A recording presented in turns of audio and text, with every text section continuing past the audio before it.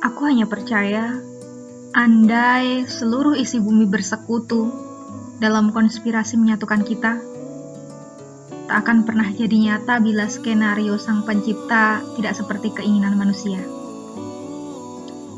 Hai, ini ceritaku, Virga Samita yang dituliskan oleh Ananda Puspita Dewi.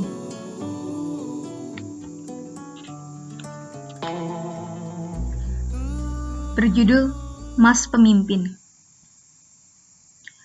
Seorang perempuan semampai berdiri di jembatan Waduk Sermo.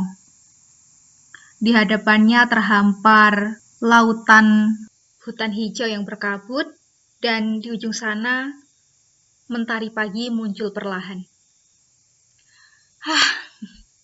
Ia tidak pernah tahu bahwa hari-hari di bumi memiliki potongan yang sedemikian indah saat fajar tiba. Bukan tidak pernah, tapi sudah lupa. Lantas hari ini, dibiarkannya sinar emas pagi menimpa wajah tirus itu bersama sejuk udara waduk. Sendirian, mencoba untuk mulai membangun kembali kehidupan yang telah ia runtuhkan sebelumnya. Apakah benar runtuh? Ia kira selama ini hidup seorang Virga Samita baik-baik saja. Tantangan hidup yang bertubi-tubi menjatuhkannya tetap membuatnya berjalan seperti biasa. Perempuan 23 tahun itu mengira kehidupannya tetap normal. Tapi apakah benar? Coba, sudah berapa lama ia susah bangun pagi? Lebih tepatnya, jujur, ia tidak ingin segera terjaga. Ingin tidur lebih lama, lalu membuka mata dan melupakan semuanya. Ya, membiarkan sisa seharian hanya hampa. Tubuh itu kadang seperti berjalan, tapi tidak punya tujuan apa-apa. Menjalaninya tanpa rasa. Amanah yang ia emban terbengkalai. Ilmu-ilmu baru hanya menyusup di antara dua telinga lalu hilang begitu saja. Mantan siswa berprestasi itu bahkan frustasi sebab tak lagi mudah menerima informasi-informasi, apalagi memahami.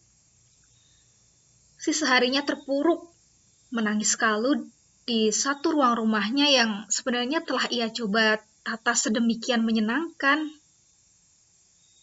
Tapi gimana? Kehilangan orang-orang yang ia cintai benar-benar seperti mengosongkan ruh kehidupannya. Meski di luar sana, orang-orang seringkali melihat ia tertawa-tawa tanpa beban. Adalah jiwa zaman. Ya, namanya jiwa zaman. Satu jenis manusia yang berhasil mengusiknya dari jurang tempatnya berdiam dan merasa nyaman terjatuh dalam tanda kutip. Lantas membuatnya sedikit kecanduan untuk bersandar. Setelah 5 tahun saling mengenal di organisasi pasca pelajar, Virga pikir, apakah ini yang harus terjadi? Ia harus terjadi, harus merasa nyaman dengan sosok zaman. Meski ia juga terkadang menghujat cara zaman yang tidak peduli terhadap orang lain. Ngerti gak sih? Membuat orang lain rasa seperti diperhatikan. Dulu dia bilang begitu, tapi ternyata senjata makan tuan. Ia menjadi korban dari apa yang ia takutkan. Meski ia sendiri sangat tahu, sangat hafal, dan sangat kenal sifat lelaki itu memang seperti itu. Cenderung mengayomi. Dia memang bakat jadi pemimpin kan? Mbak, ada apa? Kamu ini kenapa sebenarnya? Tanya zaman tiba-tiba suatu ketika. Kenapa? Mendapatkan pertanyaan yang seperti itu, otomatis Samita berpikir pasti ada apa-apa. Betul saja, perbincangan mereka menjadi panjang dan pihak perempuan terpaksa mengalah. Kuakui, aku memang melankolis, Man. Yang tidak wajar melankolis pribadi menjadi konsumsi publik, Mbak. Mendengarnya perempuan itu kembali menghela nafas panjang. Mbak, ada satu hal yang ingin aku konfirmasikan. Sebenarnya pembahasan ini membuatku risih.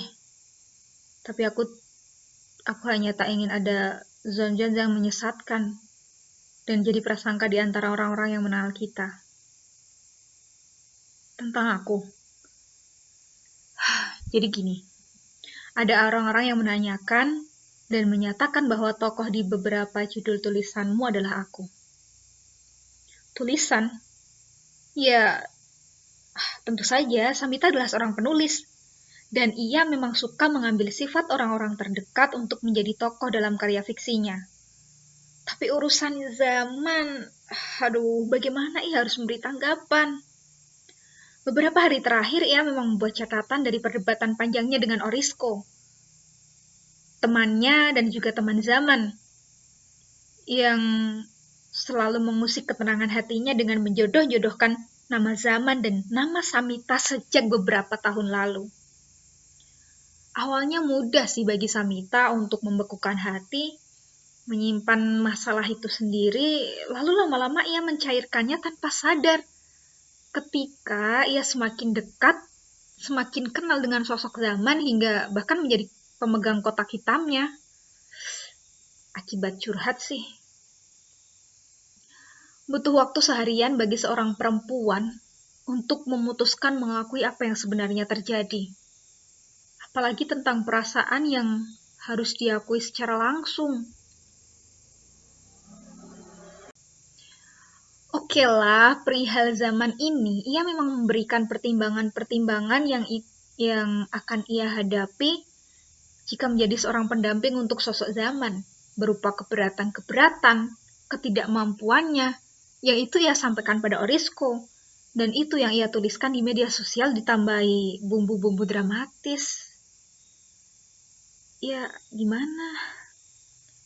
Kali ini aku tidak ingin menidakkan apa yang kamu pertanyakan, Man. Maafkan, aku tidak bisa mempertahankan apa yang seharusnya tidak ada tetap tidak ada. Tapi terima kasih deh atas keterus-teranganmu. Walaupun aku nggak tahu ya, gimana sebenarnya hati dan pikiran kamu menghadapi ini.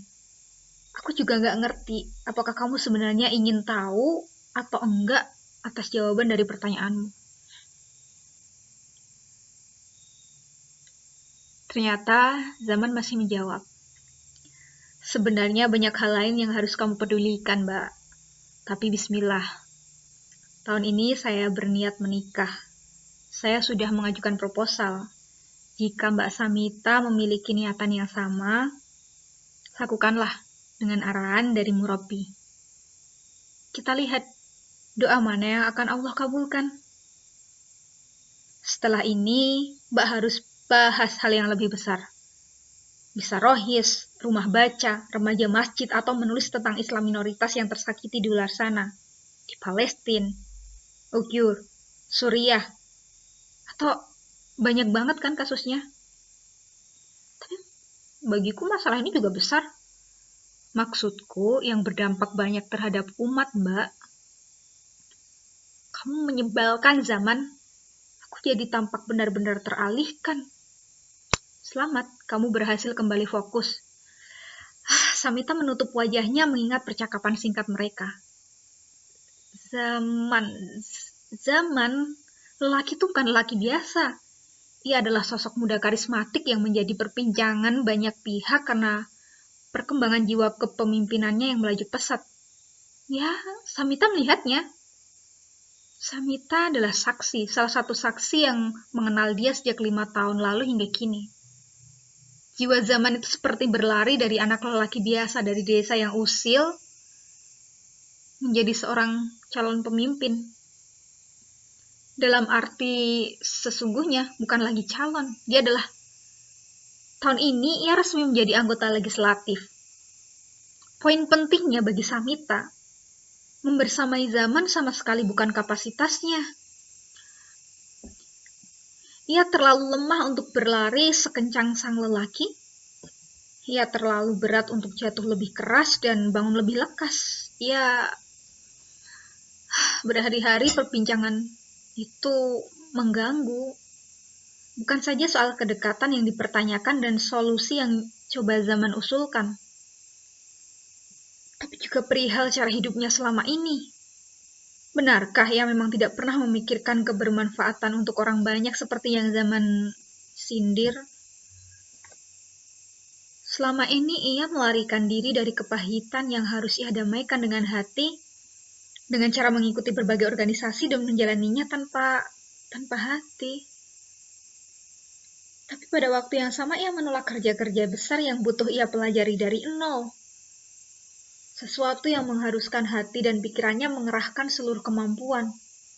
Tidak hanya untuk hidupnya, namun juga masyarakat luas. Paradoks.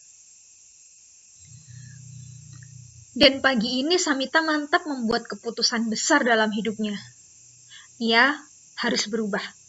Hijrah, berpindah dari kondisi dan cara hidup saat ini ke arah yang lebih baik. Bila zaman berkata perihal doa mana yang akan Allah kabulkan, maka Samita juga punya satu slogan. Kita lihat bagaimana takdir akan memainkan perannya. Perempuan itu tersenyum, meyakinkan diri. Tidak boleh berubah, tidak boleh hijrah ini ia lakukan hanya karena zaman. Apa yang sebenarnya ada di dalam hatinya, ia sendiri pun tak bisa tepat menerka. Sebenarnya ia ingin bertahan atau ingin lari saja sih? Tapi biar Allah yang teguhkan, ia tak kuasa menjalaninya sendirian. Matahari di timur makin meninggi. Samita berbalik, mengambil sepedanya, dan melaju pelan, pulang menyusuri pinggiran Waduk Sermo. Mas pemimpin, aku berlari meninggalkan cerita, menanggalkan solusi. Entah, aku ini takut atau kenapa, tapi aku baru menyadari substansi pesan-pesanmu 2 hari ini. Saat mulai kutuliskan kisah kita menjadi sebuah catatan dan setelah aku mengikuti bedah buku Jalan Cinta Para Pejuang, tulisan Ustadz Salim Afillah.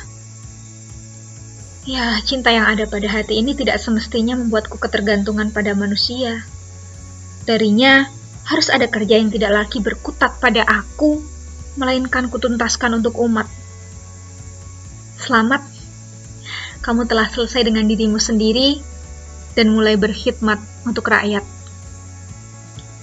Perihal kita, maafkan aku untuk segala tingkah laku mengganggu selama ini. Mungkin aku tidak pernah berani menjalankan saranmu, tapi aku hanya percaya, andai seluruh isi bumi bersekutu dalam konspirasi menyatukan kita, tak akan pernah jadi nyata bila skenario sang pencipta tidak seperti keinginan manusia. Pengalaman ini cukup jadi peringatan. Aku harus bangkit. Hidup ini hanya akan semakin rumit bila aku terus berkutat untuk diri sendiri. Ada kerja besar untuk umat manusia yang menjadi peluang kita sebagai hamba. Meski tertatih, meski berat, akan aku jalani tanpa ketergantungan lagi dengan sosokmu, jiwa zaman. Sekali lagi soal jodoh, aku bukan tidak tertarik pada saranmu. Aku hanya takut, aku belum mampu. Aku takut nanti terjatuh pada kekufuran sebab terus-terusan menyalahkan takdir Tuhan.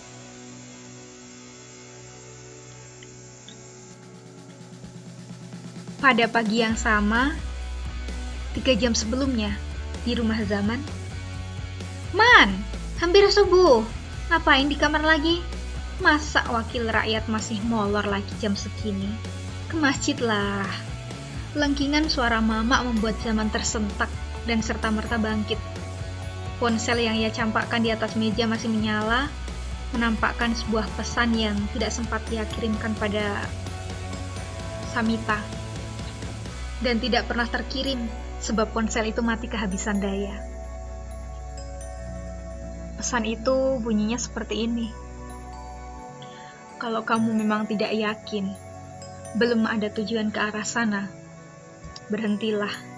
Kenapa masih main-main? Apa harus aku ingatkan tentang hari pembalasan? Terima kasih sudah mengikuti cerita di channel Hujan Riang. Jangan lupa bagikan ke teman-teman dan kirim komentar kalian. Bagaimana seandainya kalian jadi Zaman? Atau bagaimana seandainya kalian jadi Samita? Apa yang akan kalian lakukan? Terima kasih. Assalamualaikum warahmatullahi wabarakatuh.